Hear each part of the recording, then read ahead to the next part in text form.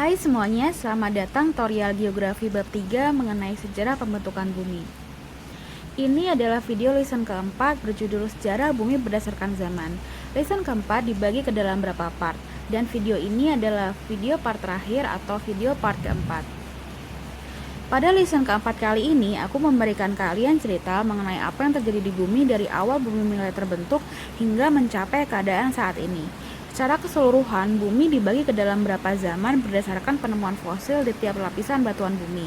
Dari fosil, maka dapat diidentifikasi mengenai kehidupan yang terjadi di bumi pada masa tersebut, hingga adanya beberapa kepunahan yang terjadi pada tiap masa.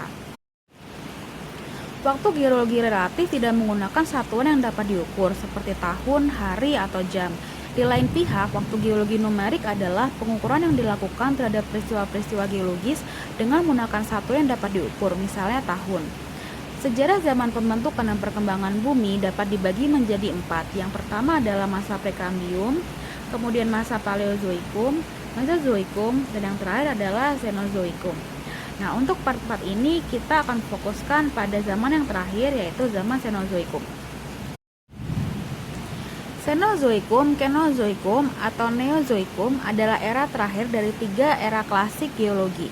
Era ini berlangsung selama 65,5 juta tahun hingga saat ini. Setelah peristiwa kepunahan massal kapur tersier pada akhir periode kapur yang menandai punahnya dinosaurus tanpa bulu dan berakhirnya era Mesozoikum. Cenozoikum dibagi menjadi 2 periode. Yang pertama adalah Paleogen dan Neogen, yang dapat dibagi lagi menjadi beberapa kala. Paleogen terdiri dari Paleosen, Eosen, Oligosen, sedangkan Neogen terdiri dari Miosen, Pleistocene, dan Holosen. Yang kemudian dapat pula dibagi menjadi tersier dan kuarter. Untuk tersier terdiri dari Paleosen, Eosen, Oligosen, Miosen, dan Pleistocene. Sedangkan untuk kuarter hanya dibagi menjadi 2, yaitu Pleistocene dan kemudian Holosen. Untuk lesson kali ini saya melakukan pembagian berdasarkan tersier dan kuarter. Yang pertama adalah zaman tersier atau zaman ketiga. Zaman ini dibagi menjadi beberapa masa, yaitu Paleosen, Eosen, Oligosen, Miosen, dan Pleistocene. Pada zaman ini, binatang-binatang menyusui berkembang pesat, sedangkan reptil-reptil raksasa lambat laun telah lenyap. Makhluk primata atau binatang menyusui yang berupa kera mulai tampak sejak zaman Paleosen. Orangutan juga sudah mulai ada pada masa ini, terlebih jelasnya adalah dia ada di masa Miosen. Pada masa Pleistocene, yaitu sekitar 10 juta tahun yang lalu, hidup hewan yang lebih besar daripada gorila yang disebut dengan Gigantropus. Fosil hewan tersebut ditemukan di Bukit Siwalik di kaki Himalaya dan juga di dekat Simla atau di bagian India Utara.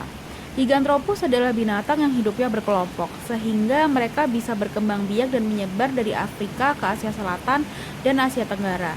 Namun pada akhirnya Gigantropus punah karena sebab tidak jelas. Ini adalah perbandingan ukuran Gigantropus. Ini adalah Gigantropus, sedangkan ini adalah gorila modern, dan ini adalah manusia dengan tinggi sekitar 1,65 meter, dan ini adalah gambar orangutan. Jadi kalian bisa melihat betapa besarnya Gigantropus. Selain Gigantropus, dari masa yang sama hidup makhluk lain yang disebut Australopithecus atau kera manusia dari selatan yang ditemukan di Afrika Selatan dan Afrika Timur. Sedangkan di Kalimantan Barat, di kala Eosen akhir ditemukan fosil hewan vertebrata yaitu Antarctotherium. Antarctotherium ini adalah sebangsa babi purba yang juga ditemukan di Asia daratan. Penemuan fosil hewan tersebut menjadi bukti bahwa pada kala Eosen akhir, Kalimantan Barat bergabung dengan dataran Asia. Dan sekalian bisa melihat ini perkiraan adalah Kalimantan Barat yang masih bergabung dengan satu benua besar yang nantinya akan menjadi benua Asia. Kala selanjutnya adalah zaman kuarter. Zaman ini dimulai sekitar 600.000 tahun yang lalu, dibagi menjadi 2 kala, yaitu Pleistocene dan juga Holosen. Yang pertama saya bahas adalah masa Pleistocene atau bisa juga disebut Diluvium. Kala Pleistocene berlangsung sekitar 600.000 tahun yang lalu. Kala Pleistosen menjadi sangat penting, karena pada masa ini mulai muncul kehidupan manusia purba. Keadaan alam kala ini masih liar dan labil karena silih bergantinya dua zaman, yaitu zaman glasial dan zaman interglasial. Zaman glasial adalah zaman meluasnya lapisan es di kutub utara yang menyebabkan wilayah daratan Eropa dan Amerika Utara tertutup es. Sedangkan daerah yang jauh dari kutub terjadi hujan lebat bertahun-tahun, sehingga permukaan air laut turun disertai dengan naiknya daratan di berbagai tempat karena adanya pergeseran bumi dan kerja gunung-gunung berapi, sehingga banyak lautan, termasuk di Indonesia, menjadi kering. Maka muncullah Sunda Plat dan Suhul Plat. Kalimantan, Malaysia Barat, Sumatera dan Jawa bergabung menjadi satu benua dengan Asia. Begitu pula Sulawesi melalui Minahasa, Pulau Sangir ke Filipina. Antara Jawa Timur dan Sulawesi Selatan berhubungan melalui Nusa Tenggara. Ini adalah Indonesia, bergabung menjadi satu. Selanjutnya, pada zaman interglasial adalah zaman di antara dua zaman es. Temperatur naik sehingga lapisan es di kutub utara mencair. Akibatnya permukaan air laut naik dan terjadi banjir besar-besaran di berbagai tempat. Hal ini menyebabkan banyak daratan terpisah-pisah oleh laut dan selat. Untuk lebih jelasnya, kalian bisa melihat ini ada Indonesia. Jika sebelumnya tadi bentuknya seperti ini, kemudian karena adanya banjir besar-besaran, maka Indonesia menjadi terpecah menjadi seperti ini. Ini adalah cikal bakal Indonesia seperti yang kalian tahu sekarang. Pada kala Pleistosen ini, hanya hewan-hewan berbulu tebal yang mampu bertahan hidup. Salah satunya adalah mamut atau gajah berbulu tebal. Hewan yang berbulu tipis pindah ke daerah tropis. Perpindahan binatang dari Asia darat ke Jawa, Sulawesi, dan Filipina ada yang melalui Malaysia ke Jawa, melalui jalan barat, dan ada pula yang melalui Formosa, Filipina, Kalimantan, Jawa, dan Sulawesi melalui jalan timur. Garis Wallace adalah garis antara Selat Makassar dan Lombok yang merupakan batas antara dua jalan penyebaran binatang. Selain itu juga terjadi perpindahan manusia purba dari Asia ke Indonesia. Hal ini dibuktikan dengan ditemukannya dalam jumlah besar Sindratopus pekensis di Peking, di Cina, yang sejenis dengan Pithecanthropus erectus dari Trinil Ngawi. Demikian pula alat-alat di Pacitan yang ditemukan pula di Cina, Burma, dan Malaysia. Homo wajakensis yang merupakan nenek moyang bangsa Australoid pada kala Pleistosen tengah dan Pleistosen atas menyebar dari Asia ke selatan. Sebagian besar dari mereka sampai ke benua Australia dan mengeluarkan penduduk asli Australia atau aborigin. Selanjutnya saya menjelaskan mengenai kala Holosen. Pada kala Holosen, lapisan es di wilayah kutub utara diperkirakan berangsur-angsur menipis yang mengakibatkan naiknya permukaan air laut.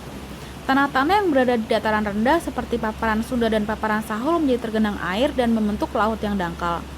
Dataran yang letaknya tinggi lama-kelamaan menjadi pulau di wilayah Nusantara. Saat itu Homo sapien atau manusia yang bisa melakukan otaknya diperkirakan mulai hidup di bumi. Manusia purba yang hidup di kala Holosen diperkirakan telah menggunakan peralatan bantu untuk mencari makanan dan mempertahankan hidup dari serangan hewan-hewan buas. Alat-alat bantu ini masih sangat sederhana dan mungkin masih mendekati bentuk aslinya. Alat-alat bantu tersebut diantaranya adalah batu-batu gumpalan atau kerakal atau serpian batu besar yang terdapat di sekitar sungai atau gunung. Batu-batu gumpalan berfungsi untuk menumbuk makanan atau benda. Batuan tersebut dikenal dengan istilah core tools. Kemudian ada juga alat bantu yang terdiri dari kayu, tulang, dan tanduk. Alat-alat tersebut dibuat dengan cara dipukul-pukul untuk mendapatkan bentuk yang lebih baik. Ada sisi yang dibuat menjadi tajam yang gunanya untuk mengiris binatang buruan. Alat tersebut digolongkan sebagai kapak, meski bentuknya masih sangat sederhana. Pasca kala Pleistosen dan kala Holosen, manusia masih memenuhi kebutuhannya dengan cara berburu binatang dan mengumpulkan makanan seperti umbi-umbian, kerang, dan lain-lain. Kehidupan ini diperkirakan muncul sekitar 6.000 tahun sebelum Masehi. Pada masa ini, manusia sudah bisa membuat gerabah sebagai barang penunjang kehidupan sehari-hari, walaupun bentuknya sangat sederhana. Mereka juga membuat perhiasan dengan desain yang beraneka ragam. Dalam kehidupan sosial, susunan tugas dalam masyarakat mulai tertata sesuai jenis kelamin. Kaum lelaki berburu, sedangkan kaum perempuan mengumpulkan makanan. Kehidupan spiritual juga sudah terlihat, terutama dalam upacara pemujaan arwah nenek moyang. Kemudian secara perlahan, kehidupan bercocok tanam mulai berkembang, terutama di wilayah Asia Tenggara. Nah, sekian telah saya uraikan zaman Neozoikum atau Cenozoikum atau Kenozoikum. Nah, selanjutnya saya akan memberikan beberapa gambaran mengenai ciri-ciri zaman Cenozoikum ini. Yang pertama, dia merupakan puncak dari keberadaan hewan mamalia di muka bumi. Selanjutnya, hewan reptil yang memiliki ukuran besar telah punah. Poin selanjutnya, iklim di bumi mulai stabil. Kehidupan manusia dimulai pada zaman ini. Kemudian, zaman ini dibagi menjadi dua, yaitu zaman tersier dan kuarter. Dan yang terakhir, zaman Cenozoikum berlangsung sekitar 60 juta tahun yang lalu hingga saat ini. Oke, sekian untuk lesson keempat kali ini, and thank you for watching.